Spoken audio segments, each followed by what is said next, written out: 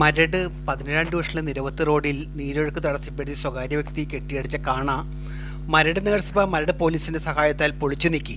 തോടിന്റെ ഒരു ഭാഗം സ്വകാര്യ വ്യക്തി വക്സിലൂടെയാണ് ഒഴുകിയിരുന്നത്. ഈ ഭാഗം കെട്ടിയടക്കപ്പെട്ടത്.